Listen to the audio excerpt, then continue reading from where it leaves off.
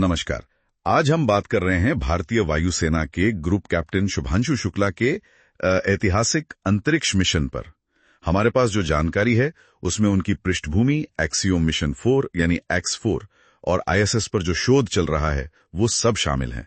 और हाँ, भारत के लिए इसका क्या मतलब है इस पर भी बात करेंगे। बिल्कुल। और ये मिशन बहुत खास है। हाँ, खास इसलिए क्योंकि देखिए 41 साल हो गए हैं। 41 साल बाद कोई भारतीय अंतरिक्ष में है और शुक्ला जी तो ISS पहुंचने वाले पहले भारतीय भी बन गए। सही कहा। तो चलिए इस पूरी कहानी को थोड़ा गहराई से समझते हैं। सबसे पहले ग्रुप कैप्टन शुक्ला हैं कौन, उनकी पृष्ठभूमि क्या है? हाँ, तो शुभांशु शुक्ला, उनका जन्म लखनऊ में हुआ 10 अक्टूबर 1985 को और वो भारतीय वायुसेना के एक बहुत ही अनुभवी टेस्ट पायलट हैं। उनके पास Su-30 MKI, MiG-29, जैग्युआर मतलब कई तरह के विमानों पर 2000 घंटे से ज्यादा उड़ान का अनुभव है। अच्छा।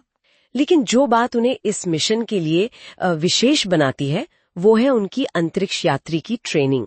हाँ, ये जानना वाकई दिलचस्प है कि उन्होंने ट्रेनिंग कहाँ से ली। देखिए, उन्होंने 2019 से 21 के बीच सिर्फ रूस के Yuri Gagarin cosmonaut training centre में ही नहीं, बल्कि अपने इसरो के बेंगलुरु केंद्र और नासा के जॉनसन स्पेस सेंटर अमेरिका में भी ट्रेनिंग पूरी की। अरे वाह। और इतना ही नहीं, उन्हें 2024 की शुरुआत में इसरो का जो अपना मानव मिशन है गगनयान, उसके लिए चुने गए 4 अंतरिक्ष यात्रियों में भी शामिल किया गया था। तो तैयारी तो मतलब काफी पुख्ता रही है। बिल्कुल, तैयारी तो जबरदस्त है। अच्छा, अब आते हैं इस मिशन पर, एक्सियोम मिशन 4 AX4। ये मिशन जहां तक मुझे पता है 25 जून 2025 को लॉन्च हुआ। हाँ, सही। नासा के केनेडी स्पेस सेंटर से SpaceX फाल्कन 9 रॉकेट से, और ये ISS के लिए एक कह सकते हैं प्राइवेट मिशन है जिसे एक्सियम स्पेस कंपनी चला रही है। और इसमें ग्रुप कैप्टन शुक्ला पायलट है। जी, वो पायलट की भूमिका में है और ये एक अंतर्राष्ट्रीय क्रू है।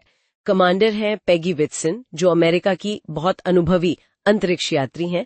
साथ में हंगरी और पोलैंड के मिशन विशेषज्ञ भी हैं। अच्छा। उनका जो SpaceX क्रू ड्रैगन कैप्सूल है उसका नाम ग्रेस रखा गया है। वो 26 जून को ISS से सफलतापूर्वक जुड़ गया।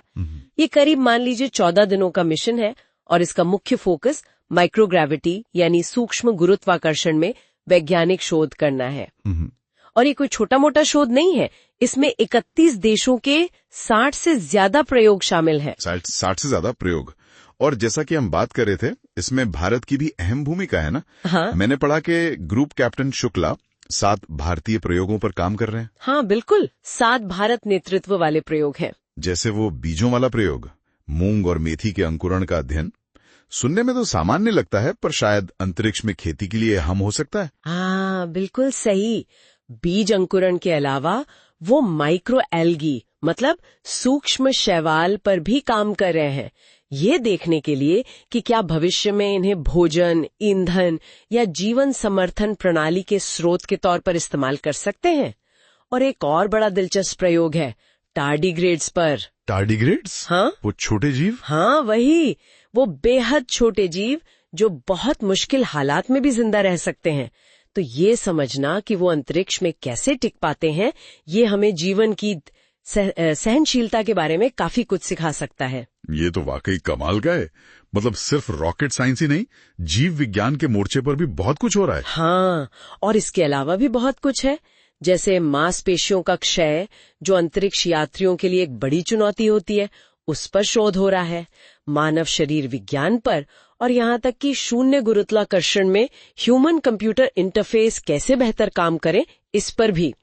इसरो और नासा मिलकर पृथ्वी अवलोकन और मेटाबॉलिक स्वास्थ्य जैसे क्षेत्रों में भी सहयोग कर रहे हैं। तो ये सारा शोध न सिर्फ भविष्य के अंतरिक्ष मिशनों के लिए जरूरी है, बल्कि शायद पृथ्वी पर जो स्वास्थ्य संबंधी चुनौतियां हैं उनसे निपटने में भी कुछ मदद मिल सकती है। सही कहा।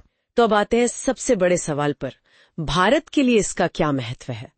राकेश शर्मा जी के 1984 के मिशन के 41 साल बाद ये एक बड़ी वापसी है। हाँ, देखिए ऐतिहासिक महत्व तो है ही, दूसरे भारतीय अंतरिक्ष में और ISS पर पहले भारतीय, ये अपने आप में बड़ी बात है। लेकिन अगर हम इसे थोड़ा बड़े नजरिए से देखें, रणनीतिक तौर पर, तो ये मिशन 2027 में जो भारत का अपना गगनयान मिशन प्लान किया गया है उसके लिए एक बहुत महत्वपूर्ण कदम है, एक तरह से मार्ग प्रशस्त करता है। अच्छा।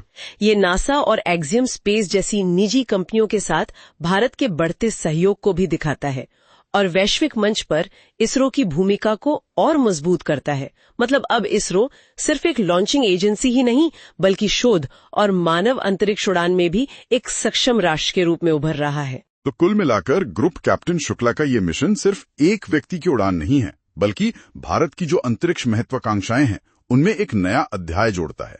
1984 से 2025 तक का एक पूरा चक्र उन्नत शोध और अंतर्राष्ट्रीय सहयोग के साथ ये भारत को अंतरिक्ष यात्रा करने वाले प्रमुख देशों की कतार में और मजबूती से खड़ा करता है।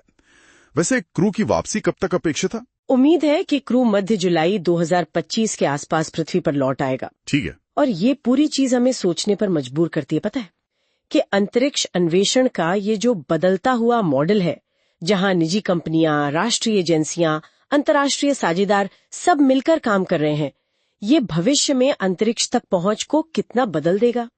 क्या ये वाकई से और ज्यादा सुलभ और सहयोगी बनाएगा, या फिर इसमें नई तरह की चुनौतियां सामने आएंगी? ये एक अहम सवाल है जिस पर आगे भी हमें नजर रखनी होगी।